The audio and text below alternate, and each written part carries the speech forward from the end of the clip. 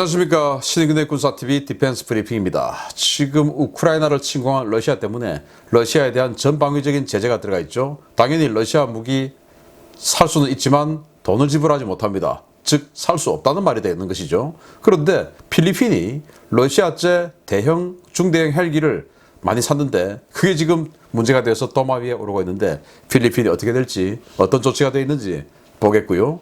그리고 우크라이나를 침공한 러시아 전차들 지금 뭐 계속 격파당하고 있는 모습을 보이는데 여기에 대해서 아주 굴욕적인 비아냥 별명이 등장했습니다.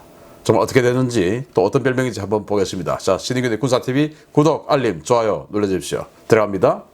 러시아의 우크라이나 침공 이후 국제사회의 전방위 제재가 진행되고 있는 가운데 필리핀이 미국의 경고를 무시하고 러시아제 무기 구입을 강행하겠다고 밝혀 논란이 예상됩니다.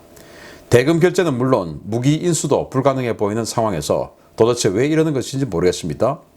필리핀은 서방 세계의 러시아제 헬기 구매 계약 파기 압력에도 불구하고 계약을 파기할 의사가 없으며 계약된 대로 17대의 밀-17 수송헬기 도입을 강행할 것이라고 델핀 로렌자나 필리핀 국방장관이 밝혔습니다. 로렌자나 장관은 기자들과 가진 간담회에서 우크라이나 전쟁과 국제사회의 제재로 해당 계약이 파기된 것이 아니냐라는 기자들의 질문에 계약이 파기될 가능성은 없다고 봐야 한다라며 미국과 유럽의 압박에도 불구하고 해당 계약은 유지할 것이라고 밝혔습니다. 그는 해당 프로젝트는 단연간 조금씩 돈을 지불하는 형태의 계약으로 지난해 11월 계약 체결된 이후에 지난 1월 계약금이 입금되었고 계약일로부터 24개월 내에 초도기 인도가 시작될 예정이다 라며 우크라이나 사태는 이번 계약과 관련이 없으며 우리는 계약을 철회할 의사가 없다 라고 밝혔습니다. 필리핀은 지난해 11월 대형 헬기 조달 사업의 일환으로 러시아제 밀-17 헬기 17대를 127억 페소 한화 약 3천억 원에 도입하는 계약을 체결했는데요. 러시아 주요 방산업체들이 국제 결제망에서 차단되고 국제사회의 금수 대상으로 지정되면서 이 계약은 폐기될 수밖에 없다는 관측이 줄을 이어왔습니다. 로렌자나 장관은 우크라이나 사태가 이 계약에 어떤 영향을 미칠지는 시간이 말해줄 것이다 라며 시간이 지나면 서방 측의 금수 조치와 제재가 풀릴 것이라고 내다봤는데요. 중국과 러시아를 제외한 거의 모든 나라들이 제재에 동참하고 있는 상황에서 필리핀의 이러한 행보 과연 어떤 결과로 나타날지 좀 더 지켜봐야 되겠습니다. 밀-17 헬기 이번 우크라이나 침공 전쟁에서 아주 많은 추락을 하고 있는 헬기 중에 하나죠. 왜냐? 러시아가 그냥 기동 헬기로 다 이거 쓰니까요. 그래서 밀-8 힙이라고 하는 헬기에서 출발해서 이걸 조금 더 현대화 버전으로 만든 게 밀-17. 또 거기다가 더 현대화하고 또 이런 식으로 이제 위잉을 장착해서 무장 장착되죠. 해서 로켓 포드 3개를 한쪽 날개에 달고 반대쪽 그래서 6개의 로켓 포드를 장착을 해서 어마어마한 화력을 퍼부을 수 있는 게 바로 이 밀-17입니다. 정말 가성비 짱이죠. 그리고 병력도 20명 이상 태울 수 있고 그리고 후방 램프까지 있어서 옆으로 안 뛰어내리고 뒤로 그냥 이렇게 아주 편안하게 그 이동을 할 수 있는 그런 중대형 헬기인데 가격이 정말 착하죠. 그래서 이거 17대에 우리 돈으로 한 3천억 원 정도 하니까 그러면 한 대당 200억 원이 채 안 해요. 우리 수리온 헬기가 그 기본형만 해도 한 대당 250억 원 아닙니까?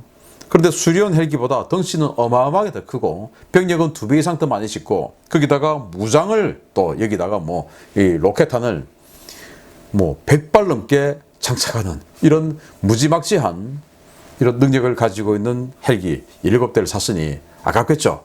그래서 원래 이거 할 때 미국의 CH-47 치누크도 고려를 했었는데 치누크는 아시다시피 굉장히 비싼 헬기입니다. 그래서 필리핀의 예산으로는 치누크 같은 경우는 뭐 2세대밖에 못 사는 이런 예산인데 이건 무려 17대나 살 수 있었죠. 그래서 계약하고 1월 달에 계약금도 지불했는데 덜컥 러시아가 전쟁을 일으켰고 그래서 이 러시아의 국영 방산업체인 로서본 엑스포트 그 길 통해서 계약을 했는데 그 로서본 엑스포트가 미국의 이번 제재 대상에 들어가서 스위프트 코드 국제금융결제망에서 아웃돼 버렸어요. 그 말은 돈을 줄 수 없다라는 말입니다. 그러면 러시아 입장에서도 돈을 못 받는데 물건을 줄 리가 없죠. 그리고 러시아제 무기를 사는 것 자체가 이 제재를 위반하는 제재를 위반하면 미국으로부터 세컨더리 보이콧 받을 수 있죠. 강도에 따라서 그래서 그런 위험한 상황이니까 필리핀 기자들이 이거 어떻게 됩니까? 라고 물어보니까 필리핀 국방장관이 야, 이거 이제 우리가 이제 계약했고 물건 납품되려면은 2년 남았는데 이 전쟁이 뭐 2년 가겠냐? 그러니까 시간 지나면 해결돼. 일단 우리는 버틸 거야. 계약 취소하면 계약금 주고 날리니까 버틸 거야. 라고 했는데 그거 버티다가 미국으로부터 어떤 제재를 받게 될지 모르겠지만 뭐 저라도 그런 결정을 내리지 않겠는가? 왜? 2년 뒤는 괜찮지 않을까? 라는 생각을 하는 것이죠. 아무튼 필리핀이 없는 살림에 이렇게 도서 지역에 흩어져 있는 게릴라들 소탕하기 위해서 건십으로 또 병력을 수송하면서 건십할 수 있는 이런 중대형 헬기 모처럼 새 거로 많이 샀는데 좀 이런 어려운 일이 생겨서 안타깝네요. 두 번째입니다. 러시아가 우크라이나의 대전차 무기에 대응하기 위해서 전차에 적용한 증가 장갑들이 이번 전쟁 기간 내내 전혀 효과를 발휘하지 못하고 있다는 소식입니다. 이 때문에 우크라이나군이 러시아의 이 신형 장갑에 별명까지 붙이며 조롱하고 있습니다. 러시아가 우크라이나를 침공한 지 3주가 다 되어가는 현재 시점까지 러시아군이 우크라이나군의 대전차 무기를 방어하기 위해 설치한 증가 장갑들이 실전에서 전혀 효과를 거두지 못하고 있는 것으로 드러났다고 디펜스 블로그가 보도했습니다. 러시아는 우크라이나 침공에 앞서 서방 각국이 우크라이나에 제블린, 엔로우 등의 대전차 무기를 대량으로 공급한 사실을 의식해 T-72와 T-80, T-90 전차 등의 증가 장갑을 덧대고 상부에 탑어택 미사일 방어용 구조물을 설치하는 등 상당한 대비를 해왔습니다. 그러나 실전에서 러시아군의 이 장갑들은 전혀 효과를 거두지 못하고 있는데요. 탑어택 방어용인 구조물은 제블린에 속절없이 뚫렸고 포탑과 차체 곳곳에 덕지덕지 붙여놓은 증가 장갑들도 엔로우나 RPG-7, 바이락타르 TB2 무인기의 움타스 대전차 미사일 등에 전혀 방어 효과를 발휘하지 못했습니다. 러시아군 장병들은 상부 지시에 의해 설치한 이 구조물들이 전체 중량을 늘려 기동성을 약화시키고 포탑 회전 속도를 떨어뜨리는 것은 물론 시야도 제한한다고 불평을 늘어놓았는데요. 우크라이나군은 러시아군의 이러한 장갑에 대해 러시안 바베큐 그릴이라는 별명을 붙이고 조롱하기 시작했습니다. 이번 전쟁을 통해 러시아는 자신들이 그토록 자랑하던 콘탁트5 반응 장갑이 신형 대전차 미사일은 물론 RPG-7이나 AT-4, 펜저파우스트-3 등에도 무력화되는 모습을 노출하고 있는데요. 역시 러시아 제 무기는 카탈로그 데이터만 보고 성능을 평가하면 안 될 것 같습니다. 왜냐? 까보러이기 때문입니다. 자, 여기 보시면 T-80 전차가 박살이 나 있는 걸 볼 수 있는데 여기 위에 이렇게 뭔가 구조물이 있죠. 바로 이 철 구조물을 통해서 뭐 여러 가지 그물 같은 거 망을 쳐놨는데 왜냐? 제벌린이 위에서 내려꽂는데 그 제벌린의 텐덤 탄두 하나를 이거 가지고 해결하겠다 그러는데 제벌린 텐덤 탄두는 약하고 그 뒤에 있는 본 탄두가 엄청 강한데 그 본 탄두는 해결하지 못하죠. 그러니까 이제 뚜껑이 따버리는 것이죠. 들어가서 터지고 이 캐로젤 방식으로 빙 둘러 있는 그 탄약들이 포탄들이 유폭하고 그렇게 해서 뚜껑이 그냥 날아가 버리고 이런 사태가 발생하는데 여기는 보시면 여기 지금 증가장갑 콘탁트5 증가장갑이 앞에 있는데 여기가 지금 뚫려 있어요. 뻥 하고 뚫려 있네요.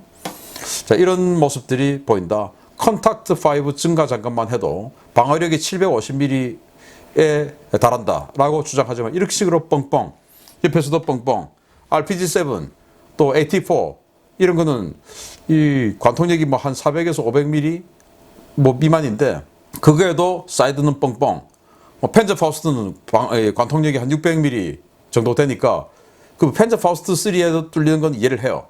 그런데 훨씬 공격력이 약한 AT-4 또는 RPG-7 여기에도 뻥뻥. 그런데 자기네들은 이 콘탁트5 반응 장갑 가지고 다 막을 수 있다. 750mm다. 이렇게 주장을 했었고 그리고 또 여기 있는 이 그물 같은 이런 망 구조물 이게 이제 러시안 바베큐 그릴이다 라고 조롱받고 있는 바로 그건데 우리 요즘 뭐 캠핑 많이 가지 않습니까? 캠핑 가면 이 바베큐 그릴 철망 얹어놓고 거기 삼겹살 구워 먹는데 바로 그거다 이거죠. 그래서 그 바베큐 그릴 가지고 정말 그릴 됐네, 바베큐 돼버렸네 라는 이런 비아냥을 받고 있는데 자 그래서 러시아제 무기는 정말 카탈로그 데이터만 보면 세계 최강이죠. 콘탁트5 가지고 750mm 그리고 그 내부에 있는 진짜 장갑 가지고 한 200mm 뭐 이렇게 해서 방어력 950mm 포탑.